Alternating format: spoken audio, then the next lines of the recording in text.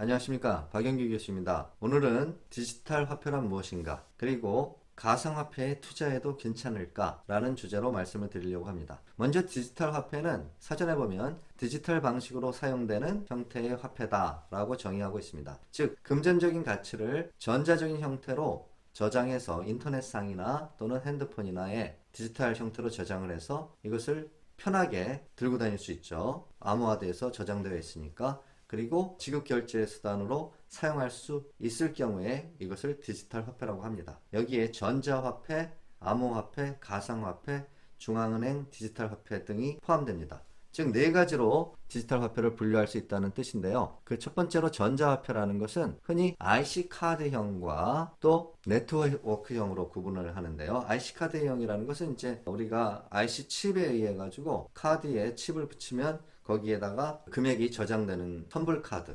티머니, 전자상품권, 이런 것들이 여러분들이 스타벅스에 가면 이제 스타벅스 선불카드 같은 것을 사서 다른 사람한테 선물로 줄 수 있는데 그 안에는 일정 금액이 들어가 있는 거죠. 그래서 칩에 일정 금액을 넣는 것이 이제 전자화폐죠. 칩에 안 넣고 인터넷 상으로 카카오라든지 네이버에서 쓸 수 있는 인터넷 상에 그 금액을 충전을 해가지고 쓰면 그것도 네트워크형 전자화폐라고 우리가 부를 수 있겠죠. 두 번째로 쓰는 암호화폐를 디지털 화폐의 두 번째 종류로 구분할 수 있는데요. 이 암호화폐는 흔히 우리가 가상화폐라고 부르죠. 크립토 커런시라는 영어 단어도 이제 가상화폐라는 크립토가 가상이라는 뜻인데 가장 대표적으로 이제 비트코인과 알트코인, 그리고 알트코인이라는 것은 비트코인이 아닌 영어의 올터네이티브의 약자로서 우리가 알트를 쓰는 건데 비트코인이 아닌 다른 대안 코인들을 전부 알트코인이라고 부릅니다. 그래서 알트코인의 선두주자는 이더리움이고요. 그 다음에 뭐 리플, 폴카닷, 크레이 등등 뭐 수백 개의 알트코인들이 지금 거래되고 있는데 사람들은 이 알트코인까지를 통틀어서 그냥 비트코인 그러고 있지만 사실은 암호화폐 크립토 커런시의 가장 대표적인 화폐가 비트코인인 것이고 다른 화폐들의 이름은 비트가 아닌 다른 이름을 가지고 있는 거죠. 다만 우리가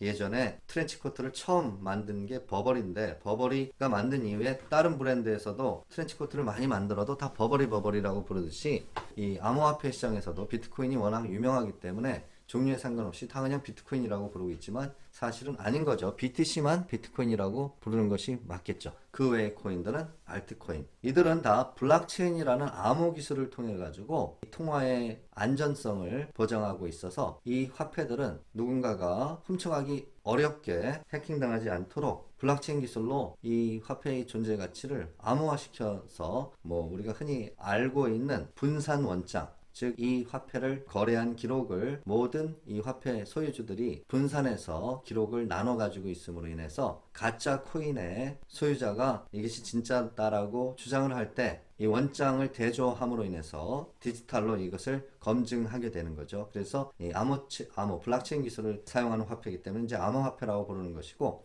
암호화폐를 블록체인 기술을 사용하지 않는 다른 종류의 가상화폐들 역시 존재하죠. 게임머니, 그리고 싸이월드의 도토리, 최근에 싸이월드가 다시 부활된다는 반가운 소식이 있었는데 싸이월드 상에서 도토리는 하나의 그 세계에서 싸이월드라는 세계에서는 화폐죠. 그리고 여러분들이 이제 인터넷 게임을 활발히 젊은 친구들이 많이 하고 있죠. 거기서 이제 그 게임 상에서 이기면은 여러 가지 아이템들을 이제 받게 되고 또 그것이 아이템들이 거래되는데 그런 것들도 일종의 가상화폐로 분류될 수 있겠습니다. 마지막으로 각국 중앙은행이 발행하는 디지털 화폐가 CBDC라고 불리우는데요. CBDC는 Central Bank Digital Currency의 약자죠. 전 세계에서 가장 먼저 이런 CBDC를 발행을 해가지고 상용화시키겠다라고 한 것이 중국인데 그래서 디지털 위안이라는 것을 중국 정부가 발행을 해서 공무원들한테 월급으로 주고 그러면 본격적으로 중국에서는 중앙정부가 조폐공사를 통해서 찍어내는 종이화폐가 아니고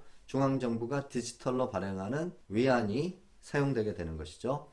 이 위안이 위조화폐인지 진짜인지를 검증하는 것은 정부가 발행하는 종이화폐의 위조 여부는 이렇게 불빛에 비추면 홀로그램이라는 것이 들어가 있어서 그걸 가지고 이제 검증하는 경우가 많은데 비슷하게 디지털 홀로그램으로서 정부는 이게 진짜 돈인지 가짜 돈인지 보이지 않는 어떤 신호 같은 것을 그 디지털 화폐에 심어 넣겠다라는 뜻입니다. 그래서 블록체인 기술에 의해 가지고 화폐의 안전성을 보증하는 것이 이제 크립토커런시, 일반적인 암호화폐라면 이것은 그런 블록체인 암호 기술이 아니고 정부가 홀로그램으로서 인증한다는 차원에서 좀 종류가 다르죠. 최근에 제가 이러한 디지털 화폐들은 화폐가 될 수 있는가, 특히 가상화폐를 화폐로 볼 수 있는가 라는 질문을 학생들한테 받은 적이 있는데요. 저는 이미 화폐가 되어 있다 이렇게 대답을 했습니다. 화폐라는 게 무엇입니까? 거래에 있어서 물물교환을 하던 원시시대에 그걸 편리하게 하려면 지급결제 수단을 직접 물건으로 하지 않고 어떤 다른 도구로 결제 수단으로 쓰는 게 화폐입니다. 그래서 처음에 조개 껍데기가 화폐로 쓰였다라는 얘기도 있고, 점차 귀금속, 금은 동이 화폐가 된 거는 어떻게 보면 당연하고요. 누구나가 받아들일 수 있는 그 가치를 지니고 있는 거였기 때문에. 그러다가 이제 종이화폐가 화폐로 쓰인 것은 18세기, 19세기의 서구 열강들이 종이화폐를 발행을 할 때 금을 쌓아놓고 종이화폐의 가치를 믿지 못하는 사람은 금으로 교환해서 내주겠다라는 약속을 했기 때문에 종이 조각이 화폐로서 가치를 인정을 받을 수 있는 겁니다. 그것을 우리가 이제 금본위 제도라고 하는데, 그 금본위 제도는 각국이 경제 규모가 늘어나면 늘어날수록 화폐를 많이 찍어내야 되는데, 금을 더 많이 캐내야 되는데 금 매장량의 한계도 있고 채굴에도 한계가 있는 거죠. 그러다 보니까 2차 세계대전이 끝나면서 세계 경제가 이제 점점 커져야 되는데, 세계 경제 새로운 방향을 모색하던 서구 열강들은 1945년 종전에 임박해서 모여서 12개의 국가 재무장관들이 회의를 하는데, 그때 미국만 금을 쌓아놓고 화폐를 발행을 해라. 그리고 그 다른 나라들은 굳이 금이 아니더라도 US 달러를 가지고 있는 한, 그래서 US 달러로 자기네 나라 통화에 대한 의심을 갖는 사람이 돈을 가져오면 US 달러로 내줄 수만 있으면 되는 거 아니냐. US 달러를 의심하는 경우에 다시 금으로. 그래서 35달러 퍼 온즈를 근간으로 하고 각국 통화와 미국 달러 간에도 고정환율을 정해놓고, 그래서 환율이 변동하지 않는 고정환율 제도로 브레튼 우드 체제를 만들어서 세계 무역이 활성화가 되었죠. 그러다가 1971년 들어서 결국은 미국 쌍둥이 적자, 무역 적자가 커지고 69년서부터 베트남 전쟁에 참전을 하면서 재정 적자도 커지면서 미국 달러의 가치가 시장에서 35달러 퍼 온즈로 인정되지 못하고 점점 금값이 올라간다. 즉 달러의 가치가 하락하면서 이 변동폭이 정부가 고정환율 제도에서 컨트롤하고 방어할 수 있는 그 범위를 벗어나면서 전 세계가 고정환율 제도를 포기하고 오늘날의 변동환율 제도로 갔어요. 그렇지만 이 브레튼 우드 체제에서 금 이꼴 달러, 달러는 금과 같은 절대적인 가치를 지니고 있다는 것이 사람들 뇌리에 각인됐고, 미국은 여전히 군사적, 경제적 강대국이기 때문에 최근까지도 달러의 가치에 대해서 의심하는 사람들은 브레튼 우드 체제가 무너진 이후에도 없었어요. 그러다가 2008년 금융위기가 닥치면서 미국에서는 자기네들이 만들어낸 위기죠. 그래서 아시아 금융위기 때는 아시아 통화의 가치는 그야말로 똥값이 됐는데, 미국이 만들어낸 미국 금융위기 때는 오히려 전 세계에서 안전자산으로서 미국 달러를 금과 같은 안전한 자산으로 취급을 하면서 2008년 금융위기 직후에는 금값도 많이 올라갔지만 달러의 가치를 떨어뜨릴 수가 없었어요. 달러의 가치도 여전히 다른 통화에 비해서 오히려 귀한 대접을 받았죠. 안전자산이라고 해서. 그러나 2008년에 찍어낸 금이, 헬리콥터 버냉키가 아무리 달러를 많이 뿌렸다고 해도 2020년 코비드 사태 때 찍어낸 달러에 비하면 세 발의 피죠. 몇 배나 많은, 4배, 5배 정도 되는 많은 양의 달러를 2020년에 미국 정부는 찍어서 사람들한테 나눠도 주고, 우리도 100만 원씩 나눠주듯이 각국이 이렇게 돈을 많이 찍어내다 보니까 이제는 정말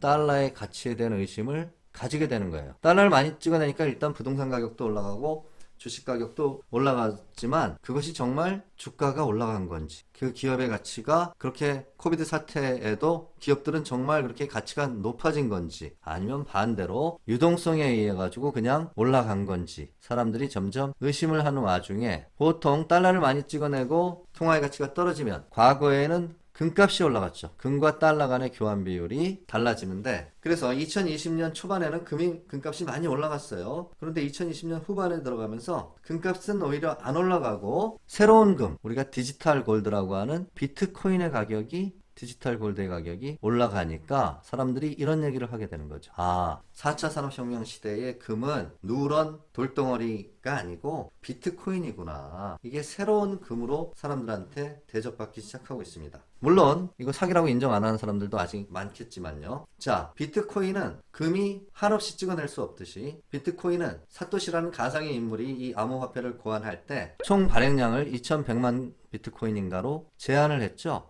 그래서 이것이 더 이상 화폐의 발행량이 거의 마무리 단계에 와 있죠. 채굴을 새로 금 캐내듯이 비트코인을 컴퓨터를 이용해서 비트코인 암호화폐 작업을 도와주는 사람들한테 지급되는 보상으로 지급되는 비트코인의 개수가 점점 그 보상이 수거에 비해서 작아지고 있고, 그걸 우리가 반감기라고 하는데, 통화량의 증가와 보상이 줄어든다고 하는데, 그러면서 이 공급은 거의 끝에 와 있고 달러의 공급은 무지막지하게 늘어나니까 당연히 달러와 비트 간의 교환 비율이 달라지고 비트에 대한 달러 값이 올라가서 1년 전만 해도 한 2만 불이었던 게 3만 불, 4만 불, 연말에 4만 불, 작년 연말에 4만 불을 돌파하더니 올해 1월에 5만 불을 넘어서서 제가 이 동영상을 찍고 있는 이 시점에는 지금 거의 6만 불에 와 있는 그런 상황이 된 거죠. 결국은 통화의 가치라는 것은 너무 많이 찍어내면 떨어질 수밖에 없고, 그 통화의 가치를 뭔가가 보장을 해줘야 되는 건데, 그것이 금이 더 이상 달러의 가치를 금으로써 보장해주지 않기 때문에 이제는 저렇게 많이 풀려있는 달러의 가치를 도대체 뭐가 보장을 해줘야 되는가, 이런 의심이 들면서 달러의 가치가 점점 떨어진다. 결국 통화의 가치라는 것은 사실상 사람들이 어떻게 바라보고 인정하느냐에 달려 있는 것이죠. 그런데 아주 예전에는 금으로써 달러의 가치를 보장해줬기 때문에 쉽게 수긍되고 인정할 수 있었는데, 지금은 금으로 달러의 가치를 보장해주는 것도 아니고 발행량은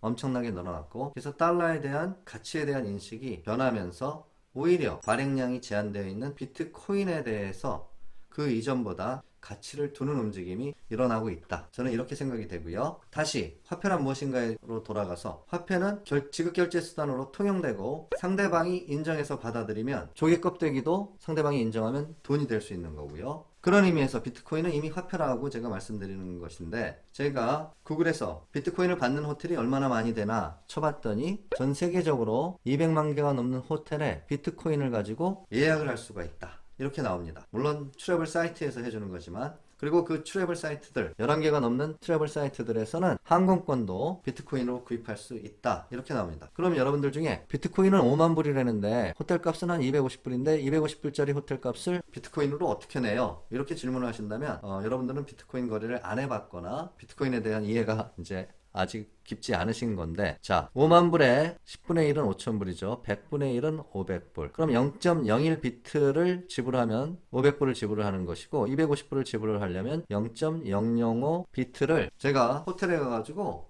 이 호텔 비트코인 계좌 번호가 뭡니까? 은행 계좌 번호처럼. 그래서 내 지갑에 내 비트코인 계좌에서 저쪽 호텔에 비트코인 계좌로, 뭐 외국 호텔이면 바이낸스라는 거래소에 계좌가 있겠죠. 제가 뭐 키움증권 계좌를 가지고 있듯이 비트코인도 빗썸 계좌가 있고 뭐 업비트 계좌가 있고, 제가 거래하는 거래소에 따라서 이제 계좌가 있는 건데, 내 업비트 계좌에서 호텔 주인의 그 바이낸스 거래소 계좌로 비트코인 0.005 비트를 이체를 하면 250불이 결제가 되는 겁니다. 그런 식으로 이제 해외를 돌아다니다 보면 우리 레스토랑은 비자, 마스터카드를 받는다라고 밖에 붙어 있듯이, 어떤 레스토랑은 우리는 비트코인을 받습니다라고 밖에 붙어 있어요, 사인이. 그럼 그 레스토랑에서는 비트코인으로 돈을 낼 수 있는 거죠. 그런 레스토랑이나 호텔이 많아지면 나는 해외에 갈 때 내가 여러 나라 한 3개국 정도를 여행을 하는데 각국의 통화를, 지폐를 바꿔가지고 위험하게 그 지갑에 넣어서 소매치기 당할 수 있는 위험을 가지고 주머니에 들고 다니는 것보다 핸드폰 들고 다니면, 핸드폰이 잃어버려도 돈이 날아가는 것도 아니니까 핸드폰으로 비트코인으로 결제를 하는 것이 더 편한, 환전도 필요 없고 환전 수수료도 안 들어가고 더 편한 시대가 이미 도래했다라고 인식을 할 필요가 있다. 특히 2020년이 이러한 디지털 화폐 시장의 혁명이 시작된 해라고 볼 수 있는데요. 비트코인이 완전하게 제도권에 장착이 되고 도입이 됐다라고 생각해서 이런 말씀을 드리는 것입니다. 즉, 페이팔에서 비트코인으로 결제를 할 수 있게 2020년에 허용을 한 것이 비트코인 가격 상승에 도화선이 되었고요. 2021년 들어서는 테슬라의 앨런 머스크가 테슬라 자동차를 살 때 비트코인으로 살 수 있다, 이렇게 쓰임이 늘어나게 만들어주면 비트코인이 점점 제도권으로 들어와서 일상적으로 쓰일 수 있게 되는 거죠. 시카고 선물거래소에서 비트코인을 그 선물거래에 상장시킨 건 몇 년 전인데 2021년에 이더리움까지 이제 상장이 돼서, 결국은 비트코인의 최대 약점이었던 변동성, 어떤 통화로서 상대방이 잘 받아들이려면 통화의 가치가 스테이블해야 됩니다. 그래서 달러 다음으로 전 세계적으로 이제 스위스 프랑이 유럽에서 큰 나라는 아니지만 스위스 프랑이 전통적으로 그 지급결제 수단으로 잘 쓰이는 건 통화의 가치 변동이 별로 없거든요. 중립국이나 뭐 여러 가지 그 전통적인 역사적인 사실로 인해서, 만약에 내가 달러를 100만 불을 100불짜리 휴대폰을 10,000대를 수출을 해서 100만 불을 받기로 했는데 이 100만 불이 환율이 변동을 해가지고 나중에 1200대 1이면 12억이 되는데 이게 1000대 1로 환율이 내려가면 10억이 되고 내가 이 휴대폰 하나 만드는데 원가가 11만 원이다. 그러면 나는 환율이 1200대 1이면 12억을 받아서 괜찮은데 환율이 1000대 1로 내려가서 10억을 받으면 손해를 보기 때문에 환율 변동에 대해서 되게 겁이 나죠. 그러면 100만 불을 받기로 한 휴대폰을 미국에 수출하고 100만 불을 받기로 한 나는 수출 계약을 하자마자 해야 될 첫 번째 일이 뭐냐면 은행에 가가지고 내가 한 달 후에 100만 불을 받게 되는데 이거를 한 달 후에 은행에서는 몇 대 몇 환율로 나한테 돈을 지급할 것이냐를 먼저 체크를 하고 이 계약을 하고 계약 끝나자마자 은행에 가서 실제 계약서에 사인을 해야 됩니다. 선물 계약에. 그것을 우리가 선물 계약이라고 하는데 즉 내가 받게 될 장래 받게 될 달러에 대해서 이 장래 받게 될 달러를 미리 판대거나 내가 줘야 될 돈이 있으면 미리 달러를 사는 게 선물 계약이죠. 은행에서는 이 계약을 아주 일반적으로 체결을 해줍니다. 그런데 은행이 아니어도 선물 거래소에서 여러분들이 달러를 미리 사고 팔 수 있습니다. 비트코인 가격이 미리 올라간다고 걱정되거나 떨어질까봐 걱정되는 사람은 비트코인이나 이더리움의 경우에 이미 시카고 선물 거래소를 통해 가지고 이렇게 미리 해칭을 함으로 인해서 이 코인이 지닌 변동성 위험을 어느 정도 해치할 수 있는 수단들이 생겨납니다. 그래서 이 코인들의 변동성이 지닌 코인의 약점이 점점 또 해소가 되고 있습니다. 이렇게 가상화폐가 일반 화폐 시장을 자꾸 잠식하게 되면 결국은 달러의 힘이 줄어들게 되죠. 그래서 달러 패권주의에 대한 도전은 시작됐고 이 가상화폐들이 지닌 가장 큰 위험은 이 달러 패권주의에 대한 도전을 미국이 용납하겠느냐. 결국은 이 가상화폐들을 다 때려잡아가지고 이 가치가 다시 휴지 조각이 되는 게 아니냐라는 것이 가상화폐에 투자하기를 망설이는 사람들이 가장 리스크 요인으로 봤던 건데 그러기에는 누군가가 얘기를 하기를 모닥 뿌릴 때는 소화기를 가지고 끌 수가 있었지만 불을 지금 비트코인은 이미 산불이 되어버렸다. 산불은 어떤 소방관들이 와가지고 정부의 힘으로 인위적으로 끄기가 매우 힘들어진다. 그야말로 비가 내려야 꺼지고 자연적으로 꺼진다면 모르지만 인위적으로 정부의 힘에 의해서 컨트롤할 수 있는 범위를 벗어났다. 그 말이 맞는 게 특히 미국과 같은 자유주의 정신이 팽배한 나라에서 개인의 재산이 이미 상당 부분 비트코인으로 옮겨가고 있는데 그런 개인의 재산을 정부가 어떤 규제로서 없애버린다 또는 무효화시킨다. 그러면 그게 몇 사람밖에 안 되면 야 조용히 해. 너희들 조용히 해. 너희들은 마이너리티야. 근데 지금 비트코인을 자기 재산의 일부로 가지고 있는 사람들이 너무 늘어났기 때문에 이거는 더 이상 죽이기가 힘들다. 그리고 너무 일반화되어 있어서 너무나 많은 가게에서 너무나 많은 거래에서 이미 비트코인으로 계약서가 작성이 되고 지급결제로 사용되고 있기 때문에 내가 호텔에 예약하면 비트코인으로 계약을 작성을 한 거죠. 그렇게 상용화되어 있기 때문에 이미 정부가 통제를 해서 어느 정도 둔화시킬 수는 있지만 이 산불이 번지는 것을 완전히 끌 수는 없는 지경에 이르렀다라고 말씀드릴 수 있겠습니다. 자, 결국 이 디지털 화폐의 흐름을 완전히 죽이기 힘들다라고 깨달은 정부들은 오히려 야 내가 디지털 화폐가 그렇게 편리해? 내가 만들어 줄게. 일반인들이 만든 거 쓰지 말고 정부가 만든 거 써. 그러나 디지털 화폐를 만든 사토시 가상의 인물이지만 그 사람의 개념은 지 마음대로 돈을 찍어내고 막 이러는 정부를 못 믿겠다. 그래서 오히려 우리 금융시장에서 일반인들이 만드는 화폐로 우리가 사용하자라는 게 어떻게 보면 비트코인의 개념이었는데 이 디지털 화폐는 다시 정부를 따르라는 거죠. 여기에 이제 일반인들이 쫓아갈 것이냐 말 것이냐. 이게 결국은 정부가 발행하는 CBDC와 암호화폐와의 경쟁이 되겠죠. 그리고 디지털 화폐를 중국과 같은 데서 먼저 발행을 하면 미국이 가만히 있겠느냐. 달러에 대한 도전이거든요. 그래서 달러 디지털 화폐를 발행을 함으로써 위안화 디지털 화폐를 눌러버리려고 하겠죠. 그래서 디지털 화폐 간에도 각국의 디지털 화폐 간에도 경쟁이 시작될 테고 그러나 그거는 달러 디지털 화폐가 중국 디지털 화폐를 누르고 이길 수 있겠지만 각국의 미국의 디지털 화폐와 암호화폐 간의 경쟁에 대해서는 두 화폐가 계속 경쟁을 할 뿐이지 암호화폐를 완전히 죽이기는 힘들지 않느냐라는 것이 이미 비트코인이 널리 쓰이고 있기 때문에 제가 생각하는 부분이고요. 결국은 달러 패권주의와 디지털 화폐 간의 경쟁 속에서도 이미 아까 얘기한 것처럼 많은 사람들의 재산에 일부로 대체 투자 자산으로서 사람들이 디지털 화폐에 투자하고 있고 따라서 금융권에서도 고객들의 자산을 위탁해서 운영을 하는 자산운용사나 또 은행의 신탁구나 PB 이런 데서도 VIP 고객들의 자산 중에 한 5% 정도를 비트코인과 같은 디지털 커런시로 이렇게 분산 투자를 이미 시작한 것이 2020년에 여러 보도에 있어서 나타나는 현상입니다. 그래서 이미 투자 자산으로 자리 잡았기 때문에 이 비트코인과 같은 가상화폐에 투자할 만한 가치가 있는가? 어떤 자산이 가치를 인정받는 것은 사람들이 그것을 인정하기 시작하면 인정이 되는 건데, 적어도 메이저 비트코인들, 비트코인과 이더리움 정도는 이미 사람들이 밥값으로, 또 내가 어떤 서비스를 제공을 하면서, 하다못해 앨런 머스크는 자동차를 내주면서 상대방이 주는 디지털 화폐가 가치가 있다고 지금 인정을 하고 있기 때문에 이것은 화폐로서의 가치, 또 투자 자산으로서의 가치가 인정받고 있다. 다만 그 가치가 얼마나 높아질 것인가, 낮아질 것인가의 문제지, 이것이 하나의 대체 투자 자산인가? 이미 대체 투자 자산이고 많은 기금이나 많은 부자들의 포트폴리오에 이미 편입되어 있다. 따라서 이것이 점점 더 높은 가치를 인정받을 거라고 생각하면 투자를 하실 수 있는 거고, 이 가격이 지금 과대평가되어 있다.